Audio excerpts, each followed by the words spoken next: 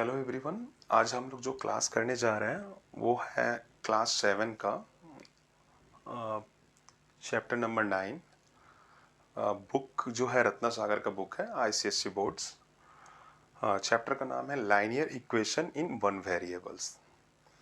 तो इस चैप्टर को शुरू करने से पहले हम लोग इसका थोड़ा जो है थ्योरेटिकल पोर्शंस के ऊपर जो है थोड़ा सा फोकस कर लेंगे, डिस्कस कर लेंगे, तो चीज़ों को समझने में आसानी होगी हमें। तो चलिए हम लोग स्टार्ट करते हैं, इसके थ्योरेटिकल पोर्शंस को थोड़ा सा डिस्कस कर लेते हैं। स्टार्ट करने से पहले आप लोग इस चैनल को सब्सक्राइब कर लीजिएगा, अपने दोस्तों को भी शेयर कर लीजिएगा।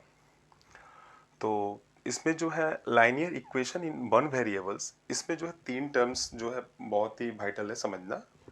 पहला होता है इक्वेशन। इक्वेशन क्या होता है, फिर लाइनियर इक्वेशन, फिर linear equation in one variables क्या होता है, ये चीज़ों को समझना है। तो फर्स्ट चलिए हम लोग स्टार्ट करते हैं इक्वेशन से। तो इक्वेशन क्या होता है कि an equation is a mathematical sentence. Equation क्या है, एक मैथमेटिकल सेंटेंस है।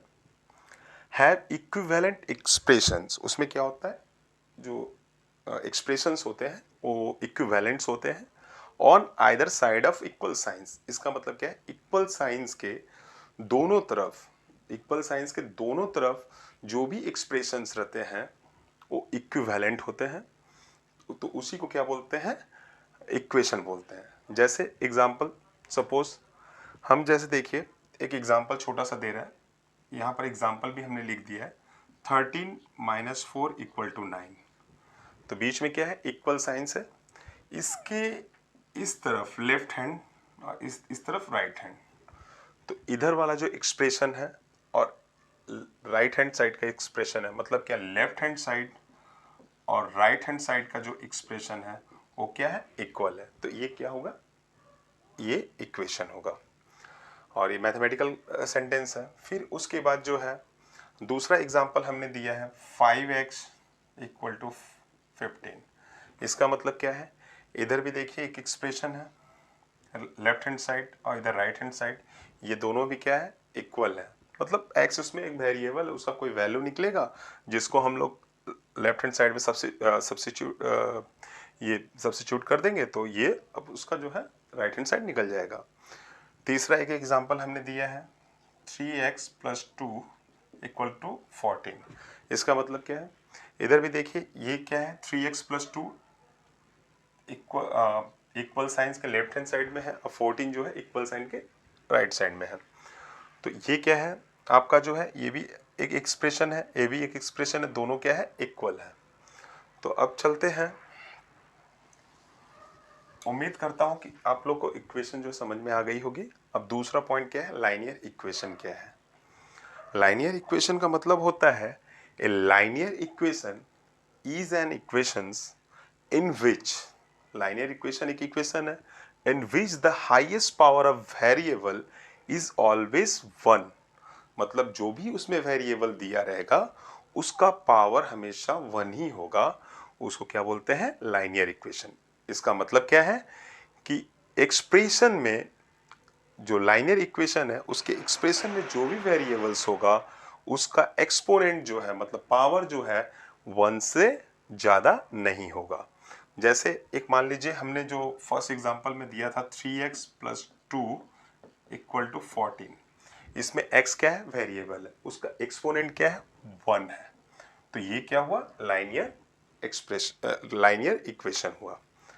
अब आते हैं थर्ड पॉइंट। थर्ड पॉइंट क्या है कि linear equation in one variable क्या होता है। तो इसको आइए हम लोग पढ़ लेते हैं। An equation that has only one variable, मतलब उसमें क्या होगा, सिर्फ एक ही वेरिएबल होगा, is called linear equation in one variable. इसका मतलब क्या है कि जो भी लाइनियर इक्वेशन है उसमें सिर्फ एक वेरिएबल होगा, तो उसको हम लोग क्या बोलते हैं, linear equation in one variable. जैसे वही एग्जांपल हम एक दे रहे हैं, जैसे 3x + 2 = 14। तो ये तो क्या है, ये लाइनियर इक्वेशन है, लेकिन वन वेरिएबल कैसे हुआ, ये कि यहाँ पर x जो क्या है, वेरिएबल है, 2 14 ये तो कांस्टेंट इसका जो फिक्स वैल्यू है, इसका कुछ भी एक वैल्यू निकलेगा, कुछ भी एक वैल्यू निकल गया, उस वैल्यू को अगर हम लोग सब्स्टिट्यूट यहाँ पर x की जगह पर करेंगे तो इसका जो आंसर आएगा, माने लेफ्ट हैंड साइड का जो इक्वेशन के लेफ्ट हैंड साइड में है उसका जो आंसर आएगा वो राइट हैंड साइड के इक्वल में होगा।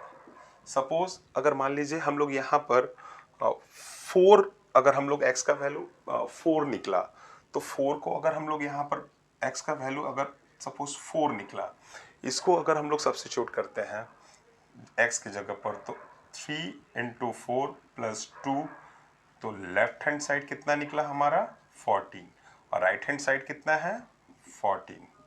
तो ये क्या हुआ हमारा लाइनियर, दोनों ही इक्वल हो गए, दोनों ही प्रूफ हो गए, दोनों ही इक्वल हो गए। तो ये क्या निकला हमारा linear equation in one variable.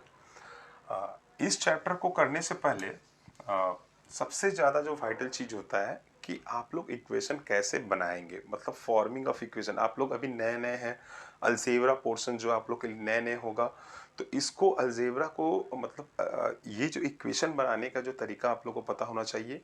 ये कोई बहुत ही हार्ड एंड फास्ट रूल इसका कोई नहीं है, सिंपल है। जैसे जैसे आप लोग को सम कहते जा रहा है वैसे वैसे जो है आप लोग बनाते जाइएगा। अगर सम अगर आपको बोलता है कि बाएं मुड़ जाइए तो बाएं मुड़ जाइएगा, दाहिने मुड़ जाइए तो दाहिने मुड़ जाइएगा। तो आते हैं, चलिए एक फॉर्मिंग ऑफ इक्वेशन हम लोग कुछ सीख लेते हैं। तो फॉर्मिंग ऑफ इक्वेशन कैसे करते हैं देख लीजिए। फॉर्मिंग एंड इक्वेशंस कैसे बनाते हैं। फर्स्ट फॉर्मिंग एन इक्वेशन में पहला जो हमने जो है इक्वेशन फॉर्म करने के लिए जो सेंटेंस लिखा है उसमें लिखा है the sum of a number x and 5 is 29। तो ये तो बहुत सिंपल है। इसमें जैसे बोला है मतलब कि सम ऑफ ए नंबर, मतलब एक नंबर x है उसका सम किसके साथ 5 के साथ, तो उसका आंसर कितना आएगा 29। तो इसमें इक्वेशन बनाने में कोई दिक्कत नहीं है, जैसे ये बोला है हम वैसे ही चले गए।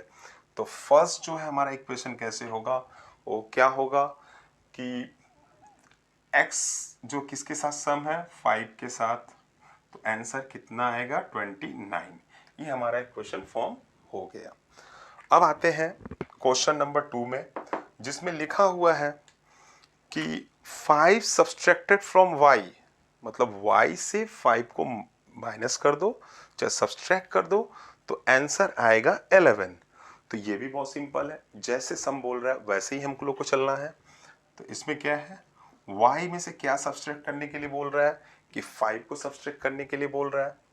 ये रहा 5 सब्सट्रैक्ट कर दिए, आंसर क्या निकलेगा 11।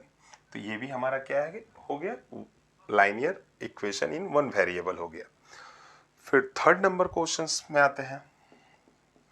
उम्मीद करता हूँ कि आप लोग को यहाँ तक समझ में चीज़ों को समझ में आ गई होगी। नंबर थर्ड क्या बोल रहा है कि 7 टाइम्स p इज -4।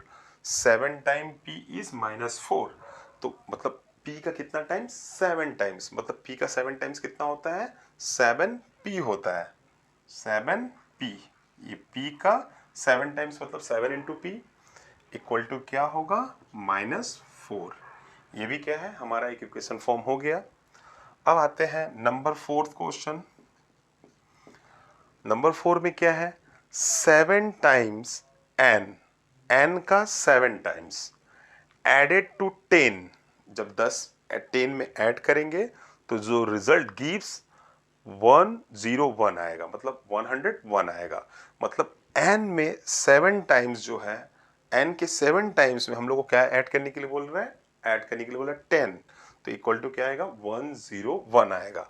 तो चलिए इसको भी कर लेते हैं। n है उसमें 7 टाइम्स मतलब 7n हो गया, उसमें क्या ऐड करने के लिए बोल रहा है 10 ऐड करने के लिए बोल रहा है, इक्वल टू क्या आएगा 101। तो ये भी हमारा एक इक्वेशन फॉर्म हो गया। अब 5th नंबर क्वेश्चन आते हैं, इसको थोड़ा ध्यान से देखिएगा। 5th नंबर क्वेश्चन में बोल रहा है half of a number x, माने x का हाफ। तो हाफ कैसे हम लोग निकालते हैं, हाफ किसी भी नंबर में अगर हम लोग जो जैसे मान लीजिए 4 है, 4 का हाफ निकालना है तो डिवाइडेड बाई 2 कर देंगे। तो 2 से अगर ये कर देंगे तो 4 जो 2 भागों में बढ़ जाएगा, तो मतलब जो जिसका भी हमको अगर मतलब जिस भी नंबर का अगर हाफ निकालना होता है तो उसमें हम लोग क्या करते हैं, 2 से डिवाइड कर देते हैं।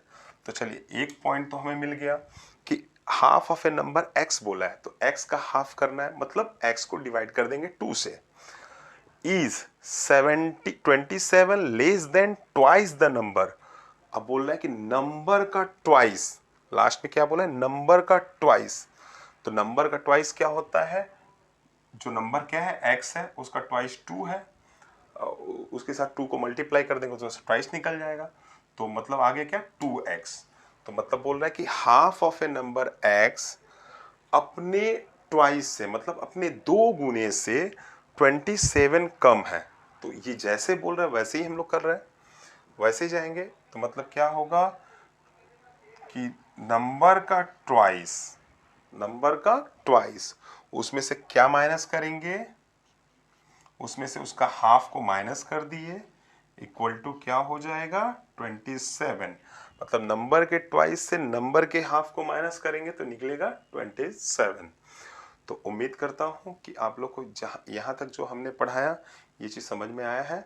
तो इसके बाद जो वीडियो हम जो बनाएंगे उसमें चैप्टर वाइज जो है सॉल्यूशंस जो है प्रत्येक सम का मिलेगा आप लोग को। Thank you. इस चैनल को आप लोग जो है सब्सक्राइब कर लीजिए ताकि आपको भी आसानी हो समझने में, आपके फ्रेंड्स वगैरह हैं उनको भी शेयर कीजिए, उनको भी आसानी हो, वो भी कुछ सीख सकें यूट्यूब से। क्योंकि बहुत सारे बच्चों जो है पैसे की कमी के कारण जो है ट्यूशन्स अरेंज नहीं कर पाते हैं, तो उनको भी एक तरह से हेल्प हो जाएगा। चलिए, थैंक यू।